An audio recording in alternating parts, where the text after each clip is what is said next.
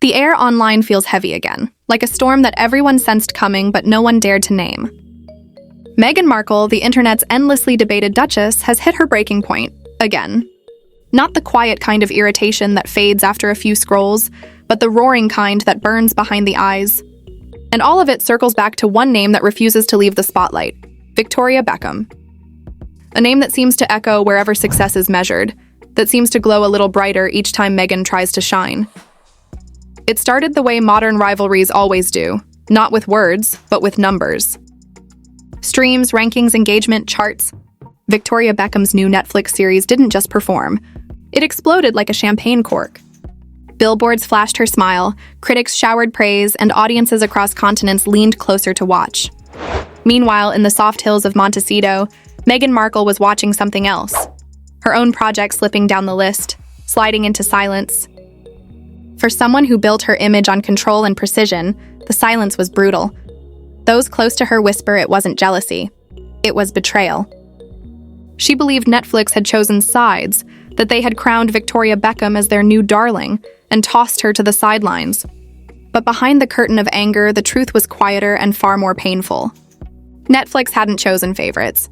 They'd chosen authenticity. Victoria Beckham had simply given them something Meghan Markle refused to: imperfection. Because that's the paradox of Victoria Beckham. She isn't flawless, and she doesn't pretend to be. She laughs too hard, cries on camera, admits when she's wrong, and somehow turns vulnerability into magnetism. Viewers saw her not as a celebrity, but as a woman who's lived.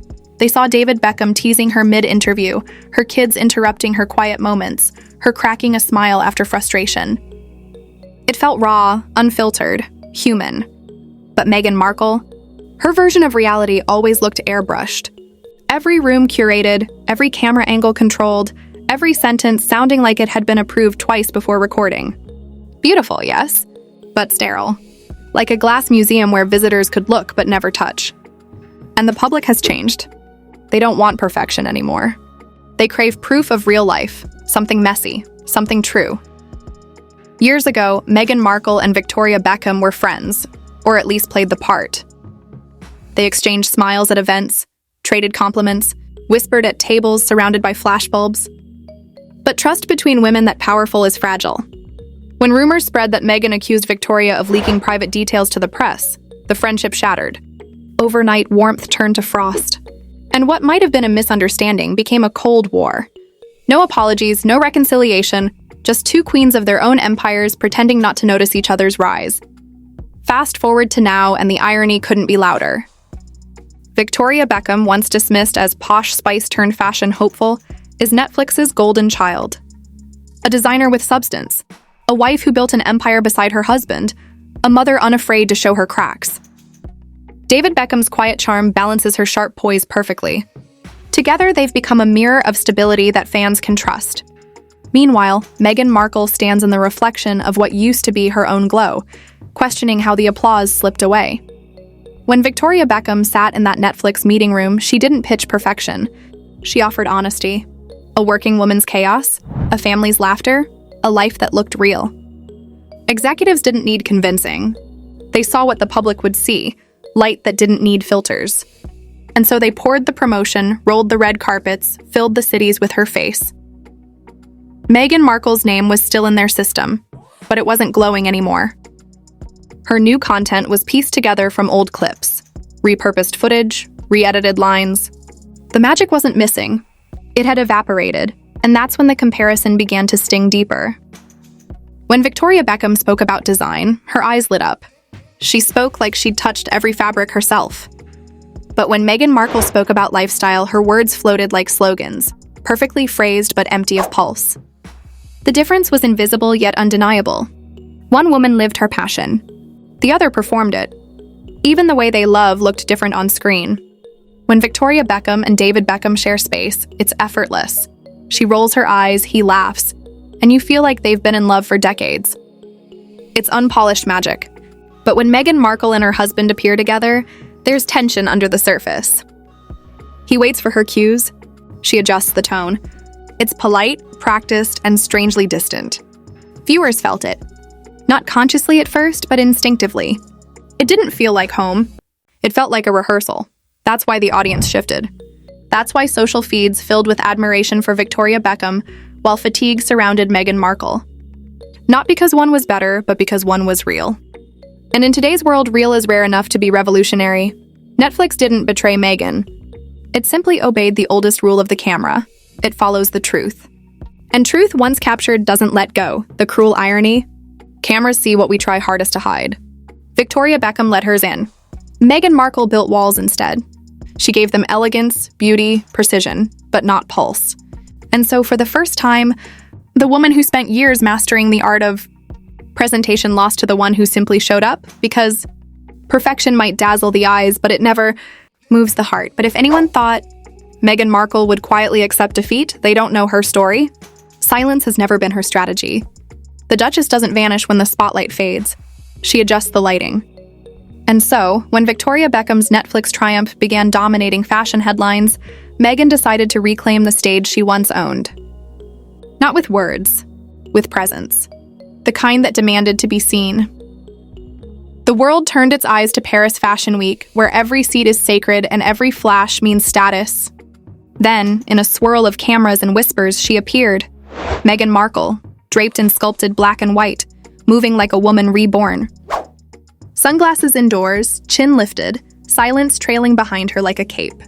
The crowd didn't expect her. The press didn't list her. Yet there she was, walking into Balenciaga's showcase like she belonged to the very fabric of the event. For a few moments, it worked.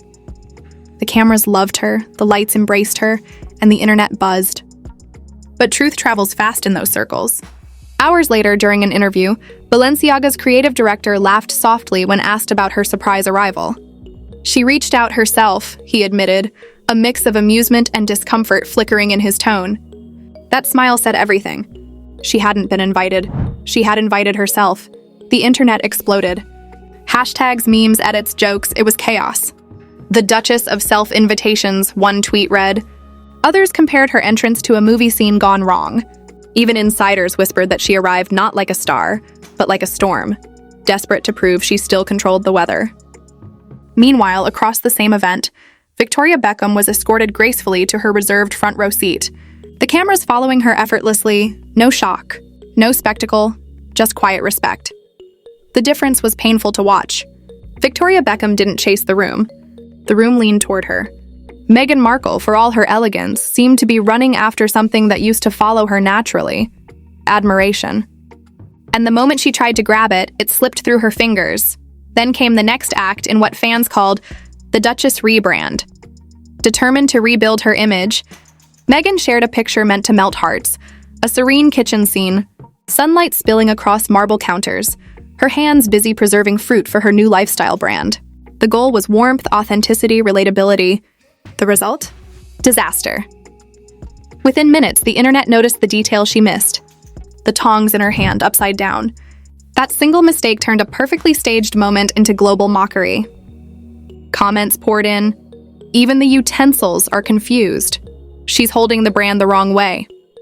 It was cruel, funny, and devastating all at once. Because it wasn't just about the fruit, it was about belief. The illusion of authenticity cracked again. The woman who once sold the world a fairy tale was now struggling to convince them she knew which way to hold the truth.